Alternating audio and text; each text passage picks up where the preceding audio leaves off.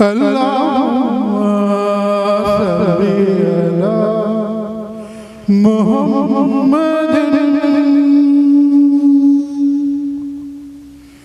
وعلى آله وصحبه وسلم.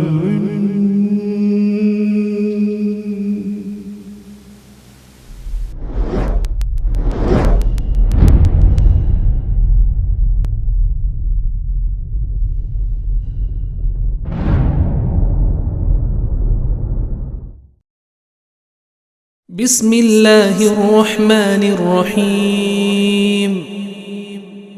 شروع اللہ کا نام لے کر جو بڑا مہربان نہایت رحم والا ہے. سہل بن سعد رضی اللہ عنہ نے بیان کیا کہ قبا کے بنو عمرو بن عوف میں آپس میں کچھ تکرار ہو گئی تو رسول اللہ صلی اللہ علیہ وسلم اپنے کئی اصحاب کو ساتھ لے کر ان کے یہاں ان میں صلح کرانے کے لیے گئے اور نماز کا وقت ہو گیا لیکن آپ تشریف نہ لا سکے. چنانچہ بلال رضی اللہ عنہ نے آگے بڑھ کر اذان دی.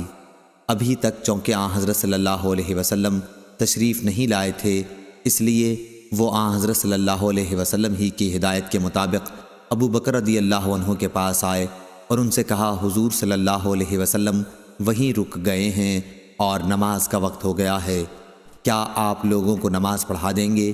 انہوں نے کہا کہ ہاں اگر تم چاہو. اس کے بعد بلال رضی اللہ عنہ نے نماز کی تکبیر کہی اور ابو بکر رضی اللہ عنہ آگے بڑھے. نماز کے درمیان نبی کریم صلی اللہ علیہ وسلم صفوں کے درمیان سے گزرتے ہوئے پہلی صف میں آپ پہنچے. لوگ بار بار ہاتھ پر ہاتھ مارنے لگے مگر ابو بکر رضی اللہ عنہ نماز میں کسی دوسری طرف متوجہ نہیں ہوتے تھے. مگر جب بار بار ایسا ہوا تو آپ متوجہ ہوئے اور معلوم کیا کہ رسول اللہ صلی اللہ علیہ وسلم آپ کے پیچھے ہیں.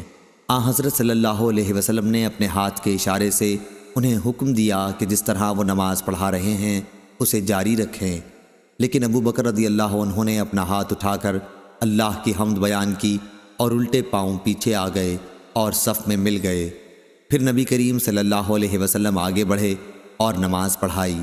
نماز سے فارغ ہو کر آپ لوگوں کی طرف متوجہ ہوئے اور انہیں ہدایت کی کہ لوگو، جب نماز میں کوئی بات پیش آتی ہے تو تم ہاتھ پر ہاتھ مارنے لگتے ہو. ہاتھ پر ہاتھ مارنا عورتوں کے لیے ہے. مردوں کو جس کی نماز میں کوئی بات پیش آئے تو اسے سبحان اللہ کہنا چاہیے، کیونکہ یہ لفظ جو بھی سنے گا وہ متوجہ ہو جائے گا. اے ابو بکر، جب میں نے اشارہ بھی کر دیا تو پھر آپ لوگوں کو نماز کیوں نہیں پڑھاتے رہے؟ انہوں نے عرض کیا ابو قحافہ کے بیٹے کے لیے یہ بات مناسب نہ تھی کہ وہ رسول اللہ صلی اللہ علیہ وسلم کے ہوتے ہوئے نماز پڑھائے. صحیح بخاری حدیث نمبر 2690. معتمر نے بیان کیا، کہا کہ میں نے اپنے باپ سے سنا اور ان سے انس رضی اللہ عنہ نے بیان کیا کہ نبی کریم صلی اللہ علیہ وسلم سے عرض کیا گیا اگر آپ عبداللہ بن ابی منافق کے یہاں تشریف لے چلتے تو بہتر تھا. حضرت صلی اللہ علیہ وسلم اس کے یہاں ایک گدھے پر سوار ہو کر تشریف لے گئے. صحابہ رضوان اللہ علیہم پیدل آپ کے ہمراہ تھے. جدھر سے آپ گزر رہے تھے وہ شور زمین تھی. جب نبی کریم صلی اللہ علیہ وسلم اس کے یہاں پہنچے تو وہ کہنے لگا ذرا آپ دور ہی رہیے، آپ کے گدھے کی بو نے میرا دماغ پریشان کر دیا ہے. اس پر ایک انصاری صحابی بولے کہ اللہ کی قسم، رسول اللہ صلی اللہ علیہ وسلم کا گدھا تجھ سے زیادہ خوشبودار ہے. عبداللہ منافق کی طرف سے اس کی قوم کا ایک شخص ان صحابی کی اس بات پر غصہ ہو گیا اور دونوں نے ایک دوسرے کو برا بھلا کہا. پھر دونوں طرف سے دونوں کے حمایتی مشتعل ہو گئے اور ہاتھا پائی، چھڑی اور جوتے تک نوبت پہنچ گئی. ہمیں معلوم ہوا ہے کہ یہ آیت اسی موقع پر نازل ہوئی تھی. اگر مسلمانوں کے دو گروہ آپس میں لڑ پڑیں تو ان میں صلح کرا دو. صحیح بخاری حدیث نمبر 2691. حمید بن عبد الرحمن نے خبر دی کہ ان کی والدہ ام کلثوم بنت عقبہ نے انہیں خبر دی اور انہوں نے نبی کریم صلی اللہ علیہ وسلم کو یہ فرماتے سنا تھا کہ جھوٹا وہ نہیں ہے جو لوگوں میں باہم صلح کرانے کی کوشش کرے اور اس کے لیے کسی اچھی بات کی چغلی کھائے یا اسی سلسلے کی اور کوئی اچھی بات کہہ دے. صحیح بخاری حدیث نمبر 2692.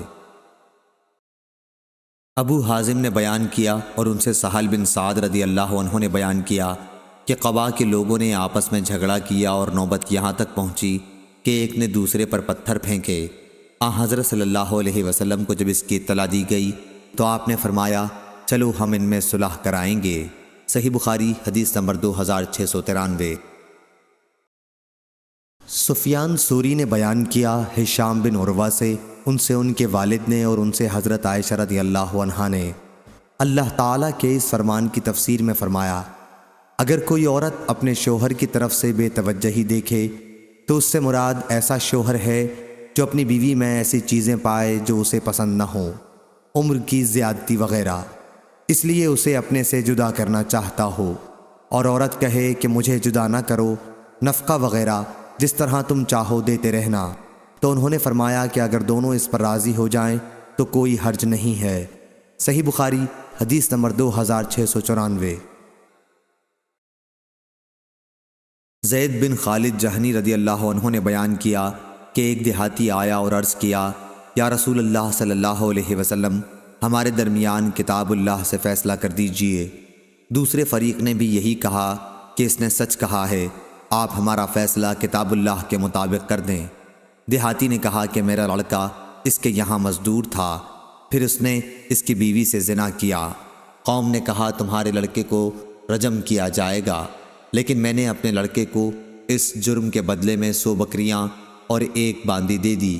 پھر میں نے علم والوں سے پوچھا تو انہوں نے بتایا کہ اس کے سوا کوئی صورت نہیں کہ تمہارے لڑکے کو 100 کوڑے لگائے جائیں اور 1 سال کے لیے ملک بدر کر دیا جائے۔ نبی کریم صلی اللہ علیہ وسلم نے فرمایا، میں تمہارا فیصلہ کتاب اللہ ہی سے کروں گا۔ باندی اور بکریاں تو تمہیں کو واپس لوٹا دی جاتی ہیں، البتہ تمہارے لڑکے کو 100 کوڑے لگائے جائیں گے اور 1 سال کے لیے ملک بدر کیا جائے گا۔ اور انیس، تم، یہ قبیلہ اسلم کے ایک صحابی تھے، اس عورت کے گھر جاؤ اور اسے رجم کر دو اگر وہ زنا کا اقرار کر لے۔ چنانچہ انیس گئے اور چونکہ اس نے بھی زنا کا اقرار کر لیا تھا اس لیے اسے رجم کر دیا۔ صحیح بخاری حدیث نمبر 2695، 2696۔ ابراہیم بن سعد نے بیان کیا، ان سے ان کے باپ نے بیان کیا، ان سے قاسم بن محمد نے اور ان سے عائشہ رضی اللہ عنہا نے بیان کیا کہ رسول اللہ صلی اللہ علیہ وسلم نے فرمایا، جس نے ہمارے دین میں از خود کوئی ایسی چیز نکالی جو اس میں نہیں تھی تو وہ رد ہے۔ اس کی روایت عبداللہ بن جعفر مخرمی اور عبد الواحد بن نبی اون نے سعد بن ابراہیم سے کی ہے۔ صحیح بخاری حدیث نمبر 2697۔ ابو اسحاق نے بیان کیا، انہوں نے برا بن عازب رضی اللہ عنہ سے سنا، آپ نے بیان کیا کہ جب رسول اللہ صلی اللہ علیہ وسلم نے حدیبیہ کی صلح قریش سے کی تو اس کی دستاویز حضرت علی رضی اللہ عنہ نے لکھی تھی۔ انہوں نے اس میں لکھا محمد اللہ کے رسول صلی اللہ علیہ وسلم کی طرف سے۔ مشرکین نے اس پر اعتراض کیا کہ لفظ محمد کے ساتھ رسول اللہ نہ لکھو، اگر آپ رسول ہوتے تو ہم آپ سے لڑتے ہی کیوں؟ حضرت صلی اللہ علیہ وسلم نے حضرت علی رضی اللہ عنہ سے فرمایا کہ رسول اللہ کا لفظ مٹا دو۔ علی رضی اللہ عنہ نے کہا کہ میں نے کہا کہ میں تو اسے نہیں مٹا سکتا، تو حضرت صلی اللہ علیہ وسلم نے خود اپنے ہاتھ سے وہ لفظ مٹا دیا اور مشرکین کے ساتھ اس شرط پر صلح کی کہ آپ اپنے اصحاب کے ساتھ آئندہ سال 3 دن کے لیے مکہ آئیں اور ہتھیار میان میں رکھ کر داخل ہوں۔ شاگردوں نے پوچھا کہ جلبان الصلاح جس کا یہاں ذکر ہے کیا چیز ہوتی ہے؟ تو انہوں نے بتایا کہ میان اور جو چیز اس کے اندر ہوتی ہے اس کا نام جلبان ہے۔ صحیح بخاری حدیث نمبر 2698۔ برا بن عازب رضی اللہ عنہ نے بیان کیا کہ رسول اللہ صلی اللہ علیہ وسلم نے ذی قعدہ کے مہینے میں عمرے کا احرام باندھا، لیکن مکے والوں نے آپ کو شہر میں داخل نہیں ہونے دیا۔ آخر صلح اس پر ہوئی کہ آئندہ سال آپ مکے میں 3 روز قیام کریں گے۔ جب صلح نامہ لکھا جانے لگا تو اس میں لکھا گیا کہ یہ وہ صلح نامہ ہے جو محمد رسول اللہ صلی اللہ علیہ وسلم نے کیا ہے، لیکن مشرکین نے کہا کہ ہم تو اسے نہیں مانتے، اگر ہمیں علم ہو جائے کہ آپ اللہ کے رسول ہیں تو ہم آپ کو نہ روکیں، بس آپ صرف محمد بن عبداللہ ہیں۔ حضرت صلی اللہ علیہ وسلم نے فرمایا کہ میں رسول اللہ بھی ہوں اور محمد بن عبداللہ بھی ہوں۔ اس کے بعد آپ نے علی رضی اللہ عنہ سے فرمایا کہ رسول اللہ صلی اللہ علیہ وسلم کا لفظ مٹا دو۔ انہوں نے عرض کیا، نہیں، خدا کی قسم میں تو یہ لفظ کبھی نہ مٹاؤں گا۔ آخر آپ نے خود دستاویز لی اور لکھا کہ یہ اس کی دستاویز ہے کہ محمد بن عبداللہ نے اس شرط پر صلح کی ہے کہ مکے میں وہ ہتھیار میان میں رکھے بغیر داخل نہ ہوں گے۔ اگر مکہ کا کوئی شخص ان کے ساتھ جانا چاہے گا تو وہ اسے ساتھ نہ لے جائیں گے، لیکن اگر ان کے اصحاب میں سے کوئی شخص مکے میں رہنا چاہے گا تو اسے وہ نہ روکیں گے۔ جب آئندہ سال آپ مکے میں تشریف لے گئے اور مکے میں قیام کی مدت پوری ہو گئی تو قریش علی رضی اللہ عنہ کے پاس آئے اور کہا کہ اپنے صاحب سے کہیے کہ مدت پوری ہو گئی ہے اور اب وہ ہمارے یہاں سے چلے جائیں۔ چنانچہ نبی کریم صلی اللہ علیہ وسلم مکے سے روانہ ہونے لگے۔ اس وقت حمزہ رضی اللہ عنہ کی ایک بچی چچا چچا کرتی آئیں۔ علی رضی اللہ عنہ نے انہیں اپنے ساتھ لے لیا، پھر فاطمہ رضی اللہ عنہا کے پاس ہاتھ پکڑ کر لائے اور فرمایا اپنی چچازاد بہن کو بھی ساتھ لے لو۔ انہوں نے اس کو اپنے ساتھ سوار کر لیا۔ پھر علی، زید اور جعفر رضی اللہ عنہ کا جھگڑا ہوا۔ علی رضی اللہ عنہ نے فرمایا کہ اس کا میں زیادہ مستحق ہوں، یہ میرے چچا کی بچی ہے۔ جعفر رضی اللہ عنہ نے فرمایا کہ یہ میرے بھی چچا کی بچی ہے اور اس کی خالہ میرے نکاح میں بھی ہیں۔ زید رضی اللہ عنہ نے فرمایا کہ میرے بھائی کی بچی ہے۔ نبی کریم صلی اللہ علیہ وسلم نے بچی کی خالہ کے حق میں فیصلہ کیا اور فرمایا کہ خالہ ماں کی جگہ ہوتی ہے۔ پھر علی رضی اللہ عنہ سے فرمایا کہ تم مجھ سے ہو اور میں تم سے ہوں۔ جعفر رضی اللہ عنہ سے فرمایا کہ تم صورت اور عادات و اخلاق سب میں مجھ سے مشابہ ہو۔ زید رضی اللہ عنہ سے فرمایا کہ تم ہمارے بھائی بھی ہو اور مولا بھی۔ صحیح بخاری حدیث نمبر 2699۔ برا بن عازب رضی اللہ عنہ نے بیان کیا کہ نبی کریم صلی اللہ علیہ وسلم نے صلح حدیبیہ مشرکین کے ساتھ 3 شرائط پر کی تھی۔ ایک یہ کہ مشرکین میں سے اگر کوئی آدمی حضرت صلی اللہ علیہ وسلم کے پاس آ جائے تو آپ اسے واپس کر دیں گے، لیکن اگر مسلمانوں میں سے کوئی مشرکین کے یہاں پناہ لے گا تو یہ لوگ ایسے شخص کو واپس نہیں کریں گے۔ 2 یہ کہ آپ آئندہ سال مکہ آ سکیں گے اور صرف 3 دن ٹھہریں گے۔ 3 یہ کہ ہتھیار، تلوار، تیر وغیرہ نیام اور ترکش میں ڈال کر ہی مکے میں داخل ہوں گے۔ چنانچہ ابو جندل رضی اللہ عنہ جو مسلمان ہو گئے تھے اور قریش نے ان کو قید کر رکھا تھا، بیڑیوں کو گھسیٹتے ہوئے آئے تو آپ نے انہیں شرائط معاہدے کے مطابق مشرکوں کو واپس کر دیا۔ امام بخاری نے کہا کہ مومل نے سفیان سے ابو جندل کا ذکر نہیں کیا ہے اور البجلبان الصلاح کے بجائے البجلب الصلاح کے لفظ نقل کیے ہیں۔ صحیح بخاری حدیث نمبر 2700۔ فلیح نے بیان کیا، ان سے نافع نے اور ان سے ابن عمر رضی اللہ عنہ نے کہ رسول کریم صلی اللہ علیہ وسلم عمرے کا احرام باندھ کر نکلے تو کفار قریش نے آپ کو بیت اللہ جانے سے روک دیا، اس لیے آپ نے قربانی کا جانور حدیبیہ میں ہی ذبح کر دیا اور سر بھی وہیں منڈوا لیا، اور کفار مکہ سے آپ نے اس شرط پر صلح کی تھی کہ آپ آئندہ سال عمرہ کر سکیں گے، تلواروں کے سوا اور کوئی ہتھیار ساتھ نہ لائیں گے اور وہ بھی نیام میں ہوں گی، اور قریش جتنے دن چاہیں گے اس سے زیادہ مکے میں نہ ٹھہر سکیں گے، یعنی 3 دن۔ چنانچہ حضرت صلی اللہ علیہ وسلم نے آئندہ سال عمرہ کیا اور شرائط کے مطابق آپ صلی اللہ علیہ وسلم مکے میں داخل ہوئے۔ پھر جب 3 دن گزر چکے تو قریش نے مکے سے چلے جانے کے لیے کہا اور آپ صلی اللہ علیہ وسلم وہاں سے واپس چلے آئے۔ صحیح بخاری حدیث نمبر 2701۔ یحییٰ نے بیان کیا، ان سے بشیر بن یسار نے اور ان سے سہل بن ابی حسمہ رضی اللہ عنہ نے بیان کیا کہ عبداللہ بن سہل اور محیصہ بن مسعود بن زید رضی اللہ عنہ خیبر گئے۔ خیبر کے یہودیوں سے مسلمانوں کی ان دنوں صلح تھی۔ صحیح بخاری حدیث نمبر 2702۔ حمید نے بیان کیا اور ان سے انس رضی اللہ عنہ نے بیان کیا کہ نضر کی بیٹی ربی رضی اللہ عنہا نے ایک لڑکی کے دانت توڑ دیے۔ اس پر لڑکی والوں نے تاوان مانگا اور ان لوگوں نے معافی چاہی، لیکن معاف کرنے سے انہوں نے انکار کیا۔ چنانچہ نبی کریم صلی اللہ علیہ وسلم کی خدمت میں حاضر ہوئے تو آپ نے بدلہ لینے کا حکم دیا، یعنی ان کا بھی دانت توڑ دیا جائے۔ انس بن نضر رضی اللہ عنہ نے عرض کیا، یا رسول اللہ صلی اللہ علیہ وسلم، ربی کا دانت کس طرح توڑا جا سکے گا؟ نہیں، اس ذات کی قسم جس نے آپ کو حق کے ساتھ مبعوث فرمایا ہے، اس کا دانت نہیں توڑا جائے گا۔ حضور صلی اللہ علیہ وسلم نے فرمایا، انس کتاب اللہ کا فیصلہ تو بدلہ لینے قصاص ہی کا ہے۔ چنانچہ یہ لوگ راضی ہو گئے اور معاف کر دیا۔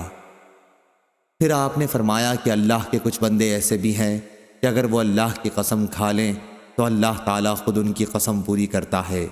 فزاری نے اپنی روایت میں حمید سے اور انہوں نے انس رضی اللہ عنہ سے یہ زیادتی نقل کی ہے کہ وہ لوگ راضی ہو گئے اور تاوان لے لیا۔ صحیح بخاری حدیث نمبر 2703۔ ابو موسیٰ نے بیان کیا کہ میں نے حضرت امام حسن بصری سے سنا، وہ بیان کرتے تھے کہ قسم اللہ کی، جب حسن بن علی رضی اللہ عنہ معاویہ رضی اللہ عنہ کے مقابلے میں پہاڑوں جیسا لشکر لے کر پہنچے تو عمرو بن عاص رضی اللہ عنہ نے کہا، جو امیر معاویہ رضی اللہ عنہ کے خاص مشیر تھے، کہ میں ایسا لشکر دیکھ رہا ہوں جو اپنے مقابل کو نیست و نابود کیے بغیر واپس نہ جائے گا۔ معاویہ رضی اللہ عنہ نے اس پر کہا، اور قسم اللہ کی وہ ان دونوں اصحاب میں زیادہ اچھے تھے، کیا اے عمرو، اگر اس لشکر نے اس لشکر کو قتل کر دیا یا اس نے اس کو کر دیا تو اللہ تعالیٰ کی بارگاہ میں لوگوں کے امور کی جواب دہی کے لیے میرے ساتھ کون ذمہ داری لے گا؟ لوگوں کی بیوہ عورتوں کی خبرگیری کے سلسلے میں میرے ساتھ کون ذمہ دار ہوگا؟ لوگوں کی آل اولاد کے سلسلے میں میرے ساتھ کون ذمہ دار ہوگا؟ آخر معاویہ رضی اللہ عنہ نے حسن رضی اللہ عنہ کے یہاں قریش کی شاخ بنو عبد شمس کے 2 آدمی بھیجے، عبد الرحمن بن سمرہ اور عبداللہ بن عامر بن کریز۔ آپ نے ان دونوں سے فرمایا کہ حسن بن علی رضی اللہ عنہ کے یہاں جاؤ اور ان کے سامنے صلح پیش کرو، ان سے اس پر گفتگو کرو اور فیصلہ انہی کی مرضی پر چھوڑ دو۔ چنانچہ یہ لوگ آئے اور آپ سے گفتگو کی اور فیصلہ آپ ہی کی مرضی پر چھوڑ دیا۔ حسن بن علی رضی اللہ عنہ نے فرمایا، ہم بنو عبد المطلب کی اولاد ہیں اور ہم کو خلافت کی وجہ سے روپیہ پیسہ خرچ کرنے کی عادت ہو گئی ہے، اور ہمارے ساتھ یہ لوگ ہیں، یہ خون خرابہ کرنے میں طاق ہیں، بغیر روپیہ دیے ماننے والے نہیں۔ وہ کہنے لگے، حضرت امیر معاویہ رضی اللہ عنہ آپ کو اتنا روپیہ دینے پر راضی ہیں اور آپ سے صلح چاہتے ہیں، فیصلہ آپ کی مرضی پر چھوڑا ہے اور آپ سے پوچھا ہے۔ حضرت حسن رضی اللہ عنہ نے فرمایا کہ اس کی ذمہ داری کون لے گا؟ ان دونوں قاصدوں نے کہا کہ ہم اس کے ذمہ دار ہیں۔ حضرت حسن نے جس چیز کے متعلق بھی پوچھا تو انہوں نے یہی کہا کہ ہم اس کے ذمہ دار ہیں۔ آخر آپ نے صلح کر لی۔ پھر فرمایا کہ میں نے حضرت ابو بکر رضی اللہ عنہ سے سنا تھا، وہ بیان کرتے تھے کہ میں نے رسول اللہ صلی اللہ علیہ وسلم کو منبر پر یہ فرماتے سنا ہے، اور حسن بن علی رضی اللہ عنہ حضرت صلی اللہ علیہ وسلم کے پہلو میں تھے۔ آپ کبھی لوگوں کی طرف متوجہ ہوتے اور کبھی حسن رضی اللہ عنہ کی طرف، اور فرماتے کہ میرا یہ بیٹا سردار ہے اور شاید اس کے ذریعے اللہ تعالیٰ مسلمانوں کے 2 عظیم گروہوں میں صلح کرائے گا۔ امام بخاری نے کہا، مجھ سے علی بن عبداللہ مدینی نے بیان کیا کہ ہمارے نزدیک اس حدیث سے حسن بصری کا ابو بکر رضی اللہ عنہ سے سننا ثابت ہوا ہے۔ صحیح بخاری حدیث نمبر 2704۔ عبد الحمید نے بیان کیا، ان سے سلیمان بن ہلال نے، ان سے یحییٰ بن سعید نے، ان سے ابو الرجال محمد بن عبد الرحمن نے، ان سے ان کی والدہ عمرہ بنت عبد الرحمن نے بیان کیا کہ میں نے حضرت عائشہ رضی اللہ عنہا سے سنا، انہوں نے کہا کہ رسول اللہ صلی اللہ علیہ وسلم نے دروازے پر 2 جھگڑا کرنے والوں کی آواز سنی جو بلند ہو گئی تھی۔ واقعہ یہ تھا کہ ایک آدمی دوسرے سے قرض میں کچھ کمی کرنے اور تقاضے میں کچھ نرمی برتنے کے لیے کہہ رہا تھا، اور دوسرا کہتا تھا کہ اللہ کی قسم میں یہ نہیں کروں گا۔ آخر رسول اللہ صلی اللہ علیہ وسلم ان کے پاس گئے اور فرمایا کہ اس بات پر اللہ کی قسم کھانے والے صاحب کہاں ہیں کہ وہ ایک اچھا کام نہیں کریں گے؟ ان صحابی نے عرض کیا، میں ہی ہوں یا رسول اللہ، اب میرا بھائی جو چاہتا ہے وہی مجھ کو بھی پسند ہے۔ صحیح بخاری حدیث نمبر 2705۔ اعرج نے بیان کیا کہ مجھ سے عبداللہ بن کعب بن مالک نے بیان کیا، اور ان سے کعب بن مالک رضی اللہ عنہ نے، کہ عبداللہ بن حضرت اسلمی رضی اللہ عنہ پر ان کا قرض تھا۔ ان سے ملاقات ہوئی تو انہوں نے ان کا پیچھا کیا، آخر تکرار میں دونوں کی آواز بلند ہو گئی۔ نبی کریم صلی اللہ علیہ وسلم ادھر سے گزرے تو آپ نے فرمایا، اے کعب، اور اپنے ہاتھ سے اشارہ کیا جیسے آپ کہہ رہے ہوں کہ آدھا قرض کم کر دے۔ چنانچہ انہوں نے آدھا قرض چھوڑ دیا اور آدھا لیا۔ صحیح بخاری حدیث نمبر 2706۔ عبد الرزاق نے خبر دی، کہا ہم کو معمر نے خبر دی حمام سے، اور ان سے ابو ہریرہ رضی اللہ عنہ نے بیان کیا کہ رسول اللہ صلی اللہ علیہ وسلم نے فرمایا، انسان کے بدن کے 360 جوڑوں میں سے ہر جوڑ پر ہر اس دن کا صدقہ واجب ہے جس میں سورج طلوع ہوتا ہے، اور لوگوں کے درمیان انصاف کرنا بھی ایک صدقہ ہے۔ صحیح بخاری حدیث نمبر 2707۔ زبیر رضی اللہ عنہ بیان کرتے تھے کہ ان میں اور ایک انصاری صحابی میں جو بدر کی لڑائی میں بھی شریک تھے، مدینے کی پتھریلی زمین کی نالی کے باب میں جھگڑا ہوا۔ وہ اپنا مقدمہ رسول اللہ صلی اللہ علیہ وسلم کی خدمت میں لے گئے۔ دونوں حضرات اس نالے سے اپنے باغ سیراب کیا کرتے تھے۔ رسول اللہ صلی اللہ علیہ وسلم نے فرمایا، زبیر تم پہلے سیراب کر لو، پھر اپنے پڑوسی کو بھی سیراب کرنے دو۔ اس پر انصاری کو غصہ آ گیا اور کہا، یا رسول اللہ صلی اللہ علیہ وسلم، کیا اس وجہ سے کہ یہ آپ کی پھوپھی کے لڑکے ہیں؟ اس پر رسول اللہ صلی اللہ علیہ وسلم کے چہرے کا رنگ بدل گیا اور آپ نے فرمایا، اے زبیر تم سیراب کرو اور پانی کو اپنے باغ میں اتنی دیر تک آنے دو کہ دیوار تک چڑھ جائے۔ اس مرتبہ رسول اللہ صلی اللہ علیہ وسلم نے زبیر رضی اللہ عنہ کو ان کا پورا حق عطا فرمایا۔ اس سے پہلے آپ نے ایسا فیصلہ کیا تھا جس میں حضرت زبیر رضی اللہ عنہ اور انصاری صحابی دونوں کی رعایت تھی، لیکن جب انصاری نے رسول اللہ صلی اللہ علیہ وسلم کو غصہ دلایا تو آپ نے زبیر رضی اللہ عنہ کو قانون کے مطابق پورا حق عطا فرمایا۔ عروہ نے بیان کیا کہ زبیر رضی اللہ عنہ نے بیان کیا، قسم اللہ کی میرا خیال ہے کہ یہ آیت اسی واقعے پر نازل ہوئی تھی، پس ہرگز نہیں، تیرے رب کی قسم یہ لوگ اس وقت تک مومن نہ ہوں گے جب تک اپنے اختلافات میں آپ کے فیصلے کو دل و جان سے تسلیم نہ کر لیں۔ صحیح بخاری حدیث نمبر 2708۔ جابر بن عبداللہ رضی اللہ عنہ نے بیان کیا کہ میرے والد جب شہید ہوئے تو ان پر قرض تھا۔ میں نے ان کے قرض خواہوں کے سامنے یہ صورت رکھی کہ قرض کے بدلے میں وہ اس سال کی کھجور کے پھل لے لیں۔ انہوں نے اس سے انکار کیا کیونکہ ان کا خیال تھا کہ اس سے قرض پورا نہیں ہو سکے گا۔ میں نبی کریم صلی اللہ علیہ وسلم کی خدمت میں حاضر ہوا اور آپ سے اس کا ذکر کیا۔ آپ صلی اللہ علیہ وسلم نے فرمایا کہ جب پھل توڑ کر مربد وہ جگہ جہاں کھجور خشک کرتے تھے میں جمع کر دو تو مجھے خبر دو۔ چنانچہ میں نے آپ کو خبر دی۔ آپ صلی اللہ علیہ وسلم تشریف لائے، ساتھ ابو بکر اور عمر رضی اللہ عنہ بھی تھے۔ آپ وہاں کھجور کے ڈھیر پر بیٹھے اور اس میں برکت کی دعا فرمائی، پھر فرمایا کہ اب اپنے قرض خواہوں کو بلا لا اور ان کا قرض ادا کر دے۔ چنانچہ کوئی شخص ایسا باقی نہ رہا جس کا میرے باپ پر قرض رہا اور میں نے اسے ادا نہ کر دیا ہو۔ پھر بھی 13 وسق کھجور باقی بچ گئی، 7 وسق اجوا میں سے اور 6 وسق لون میں سے، یا 6 وسق اجوا میں سے اور 7 لون میں سے۔ بعد میں رسول اللہ صلی اللہ علیہ وسلم سے مغرب کے وقت جا کر ملا اور آپ سے اس کا ذکر کیا تو آپ ہنسے اور فرمایا، ابو بکر اور عمر کے یہاں جا کر انہیں بھی یہ واقعہ بتا دو۔ چنانچہ میں نے انہیں بتلایا تو انہوں نے کہا کہ رسول اللہ صلی اللہ علیہ وسلم کو جو کرنا تھا آپ نے وہ کیا، ہمیں جب ہی معلوم ہو گیا تھا کہ ایسا ہی ہوگا۔ ہشام نے وہب سے اور انہوں نے جابر سے عصر کے وقت جابر رضی اللہ عنہ کی حاضری کا ذکر کیا ہے، اور انہوں نے نہ ابو بکر رضی اللہ عنہ کا ذکر کیا اور نہ ہنسنے کا۔ یہ بھی بیان کیا کہ جابر رضی اللہ عنہ نے کہا، میرے والد اپنے پر 30 وسق قرض چھوڑ گئے تھے، اور ابن اسحاق نے وہب سے اور انہوں نے جابر رضی اللہ عنہ سے ظہر کی نماز کا ذکر کیا ہے۔ صحیح بخاری حدیث نمبر 2709۔ لیث نے بیان کیا کہ مجھ سے یونس نے بیان کیا، ان سے ابن شہاب نے، انہیں عبداللہ بن کعب نے خبر دی، اور انہیں کعب بن مالک رضی اللہ عنہ نے خبر دی کہ انہوں نے ابن ابی حضرت رضی اللہ عنہ سے اپنا قرض طلب کیا جو ان کے ذمہ تھا۔ یہ رسول اللہ صلی اللہ علیہ وسلم کے عہد مبارک کا واقعہ ہے۔ مسجد کے اندر ان دونوں کی آواز اتنی بلند ہو گئی کہ رسول اللہ صلی اللہ علیہ وسلم نے بھی سنی۔